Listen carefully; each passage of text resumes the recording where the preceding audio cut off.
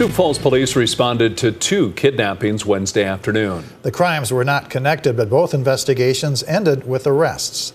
The first case involved a 15-year-old girl who met someone she had believed to be a 16-year-old boy on social media. Police say it turned out to be 20-year-old Shabani Nguefu, who allegedly took her to his apartment and assaulted her.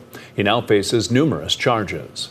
After the assault, the victim was told by the suspect to get into the vehicle that he was driven when they were located.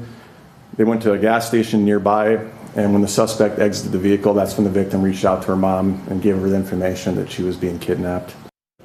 The second alleged kidnapping happened at a western Sioux Falls store not far from the mall, where a man left the store with his friend's son. Police say 42-year-old Olu Dway took the 6-year-old and booked a hotel room, where police later arrested him. The child was unharmed. A kidnapping suspect in a case we've been following since February returned to court yesterday. 39-year-old Betty Cross entered an Alford plea to an amended second-degree kidnapping charge. She faces up to 5 years in prison. Cross took a 7-month-old child to Michigan in February of this year. The child had been in Cross's care for months, but investigators say she'd been told the child would be placed with another family the day before he went missing. An Alford plea allows defendants to maintain their innocence while acknowledging that sufficient evidence exists for a conviction. A piece of heavy equipment was destroyed after a fire at Terry Peak. The Lead Volunteer Fire Department says it happened just after 9 o'clock Tuesday night. Firefighters arriving on scene found a Snowcat engulfed in flames on the edge of the parking lot. Officials shared these pictures from the scene. You can see icicles forming on the Snowcat after the fire was put out. This comes as Terry Peak is set to open for the season today. Now let's get a check of our weather with meteorologist Brian Karstens. Good morning, Brian. All right, good morning. Well, some more snow on the way here as we look at our weekend forecast. We're going to be talking about that as we go throughout the outlook. First, we'll begin today a little bit of a light wintry mix. Some of this is snow, some of it's a little bit of at least a little combo there of some sleet and a bit of even a little freezing rain and icing. But for the most part, it stays light today. Temperatures are in the 30s. We do have a cold front though that is seeping southward here. Tomorrow, we're going to set the stage for a winter weather advisory. So that's going to take our attention, especially in the afternoon. Looks like a solid 2 to 5 inches of snow. So enough to get your shovel and your snowblower out again as we tackle that chore. Mid to upper 30s today, though. Looks like temperature is pretty nice. We'll pause here. We'll get to the complete weekend forecast coming up. All right, thank you very much, Brian. The zoo in Sioux Falls is hoping its renovated red wolf exhibit will make a difference for the animal in the wild. The Sioux Falls Zoo and Aquarium cut the ribbon on its American red wolf exhibit at the Great Plains Zoo yesterday. The exhibit upgrades include more room and privacy, which will help the wolves maintain their wild behavior. There is a chance that some of these wolves will go back into the wild, or their kids will, and we need them to be afraid of people because unfortunately the number one cause of mortality in the wild is being hit by cars.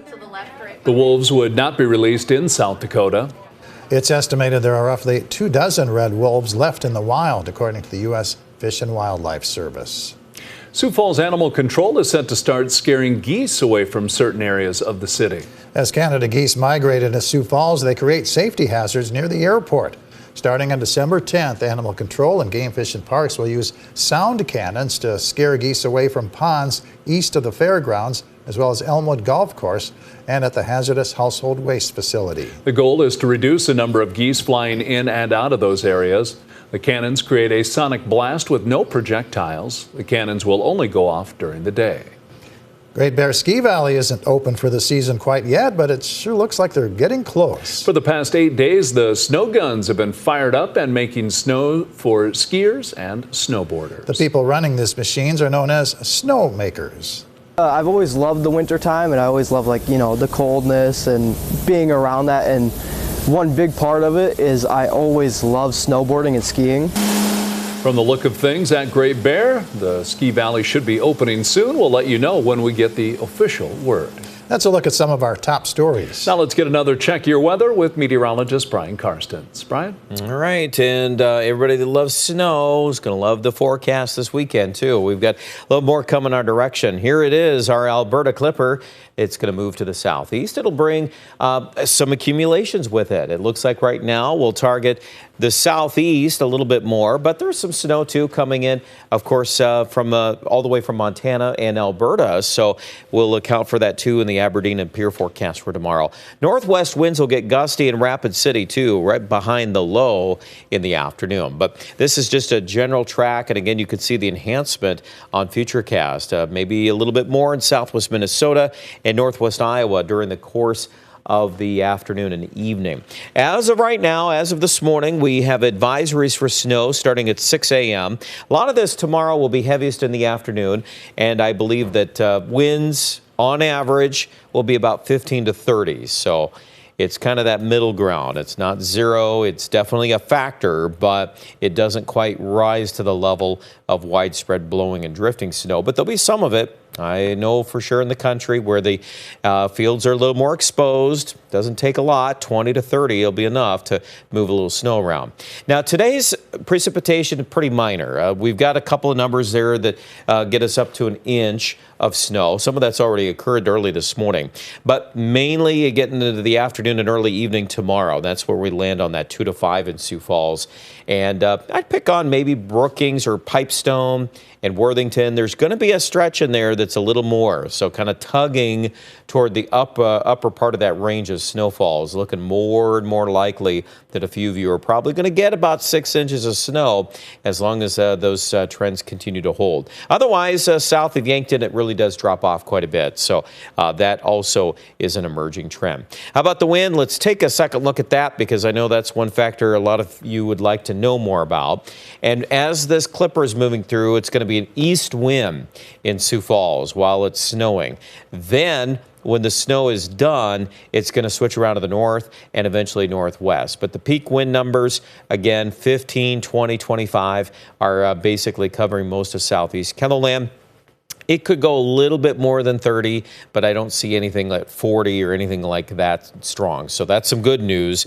At least we're not to that level. Otherwise, on Sunday, we've got another chance of a little snow with the next warm front moving in. I expect temperatures today in the 30s as we get set for the weekend. It'll be mild to start, but as this whole system moves through, it's going to start to cool off, and we're really going to feel that chilly weather by Sunday morning. There's an hour-by-hour look at the snowfall rates on Saturday. Again, 10 o'clock in the morning, it's starting in Sioux Falls and really ramping up through the early to mid-afternoon. So the Saturday night, a lot of that should be done here after 10 o'clock, and hopefully a little quieter start to Sunday. Here are the highs today. A lot of us are already in the 30s this morning. That's where we'll stay. 7-day forecast. We'll keep things in the mid-20s tomorrow with that good chance of snow, dropping to 2 below zero by Sunday morning. A new patch of light snow coming in on Sunday afternoon with the warm front, high near 10, and then we'll be in the 30s after that. Aberdeen in the northeast, 30-degree weather also Monday, Tuesday, Wednesday of next week. But don't forget, you'll pick up some snow chances tomorrow, just not to an advisory level at this point. And I think also Pierre will pick up a good chance of snow on Saturday, followed by another chance of snow on Sunday. That one on Sunday still looks pretty weak, but I wouldn't be surprised if we had an inch of snow in a few spots. I would definitely check back in on that just to give it a second look here. And then look at those temperatures next week in Rapid City, 55 by Tuesday. More details online at ketherland.com.